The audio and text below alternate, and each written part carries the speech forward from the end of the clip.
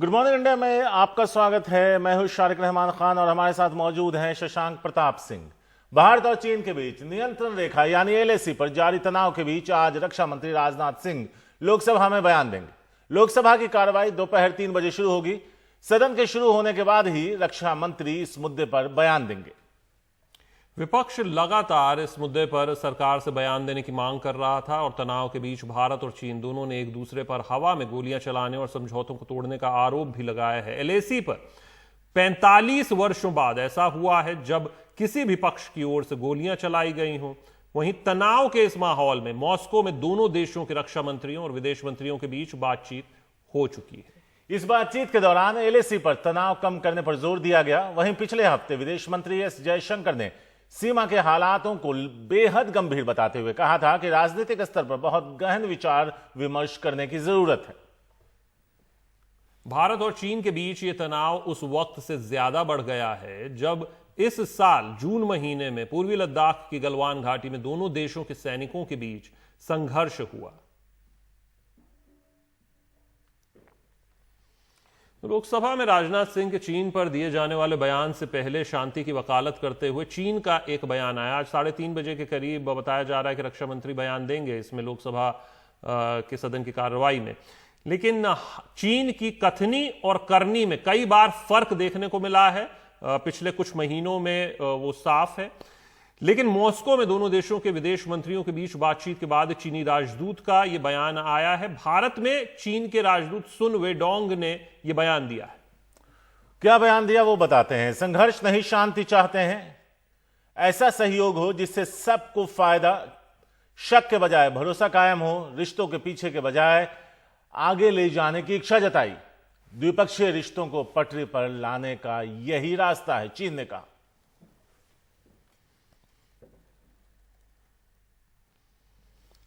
Corona काल में monsoon सत्र की शुरुआत हो गई है। तमाम तरह की सावधानियां बरती जा रही हैं।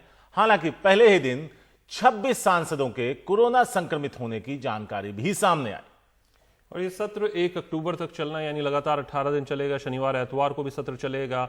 विपक्ष सरकार को घेरने की तैयारी में जुटा हुआ है, जिसमें अहम मुद्दा, जैसा कि हम लगातार जिक्र कर रहे हैं, चीन से निपटने में सरकार की अस्पष्ट रणनीति, कोरोना और लॉकडाउन और गिरती अर्थव्यवस्था जैसे कई मुद्दे शामिल हैं। कल एक और मुद्दा जो निकलकर सामने आया वो ये कि पलायन करते जो मजदूर हैं उनमें मौत का डेटा ही नहीं शामिल है। खैर, कल पहले दिन राज्यसभा में मंत्रियों के वेतन कटौती समेत 5 बिल भी पेश किए गए। पहले दिन नवनिर्वाचित 15 सदस्यों को शपथ दिलाई गई, लेकिन कोरोना के चलते पारंपरिक हाथ मिलाने की परंपरा को छोड़ दिया गया। ये राज्यसभा की कार्रवाई लाइव चल रही है, उसकी तस्वीरें हैं जो हम आपको एनडीटीवी के दर्शकों को दिखा रहे हैं, जहां वित्त मंत्री निर्मला सीतारमण कुछ कह रही हैं। कल 3 से 7 का सत्र था और आज सुबह से अब ये सत्र होगा अगले 17 दिनों। श्री प्रसन्न आचार्य। माननीय सभापति जी, आपकी अनुमति से मैं आज की संशोधित कार्यावली में अपने नाम के समक्ष सूचीबद्ध प्रभावित लोगों को समय पर चेतावनी जारी करने के लिए बाढ़ के रियल टाइम पूर्वानुमान की क्षमता विकसित करने की प्रार्थना करने वाली याचिका के संबंध में याचिका समिति का 157वां प्रतिवेदन अंग्रेजी और हिंदी में सभा पटल पर प्रस्तुत करता हूं। Reports of the department read parliament standing committee on labour. Secretary general. Planning Commission, I rise to lay on the table a copy each in English and Hindi of the following reports of the Committee on Labour. 8th report on the Industrial Relations Code 2019 relating to the Ministry of Labour and Employment, and 9th report on the Code of Social Security 2019 relating to the Ministry of Labour and Employment. Statement by Minister Shri Prahlad Joshi or Muralidharan. Sir, on behalf of my colleague Sri Prahlad Joshi,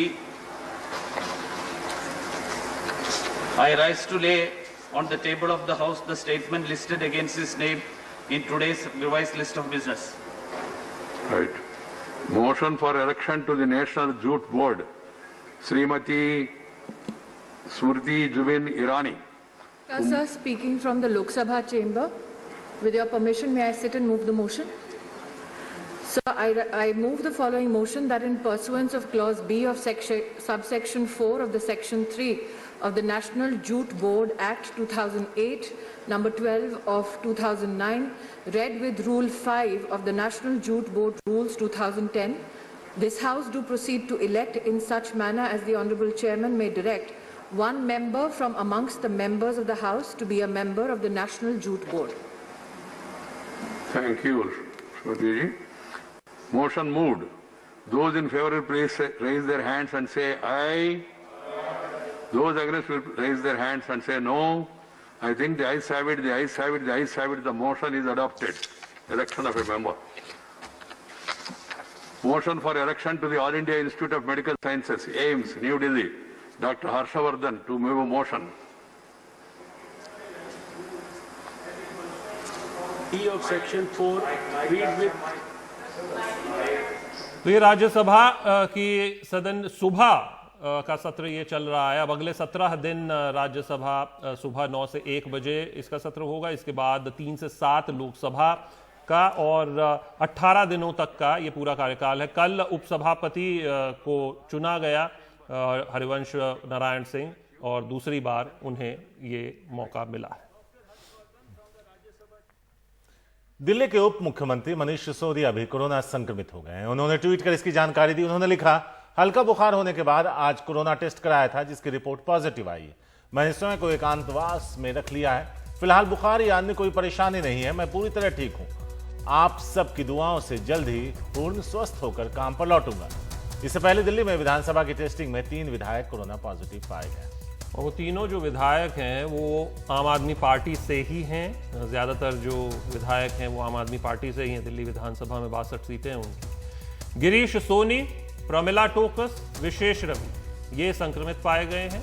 इनमें विधायक विशेष रवि को दोबारा corona हुआ है। पहली बार corona से उबरने के बाद उन्होंने प्लाज्मा भी डोनेट किया था और इससे पहले गुरुवार को आपको बता दें कि दिल्ली विधानसभा के 3 कर्मचारी भी कोरोना संक्रमित पाए गए थे।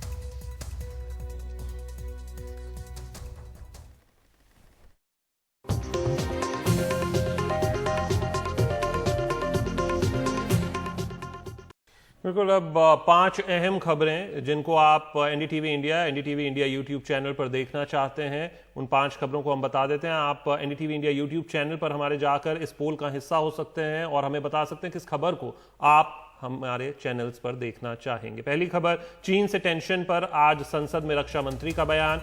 दूसरी खबर, संसद सत्र के पहले ही दिन 26 सांसद संक्रमित।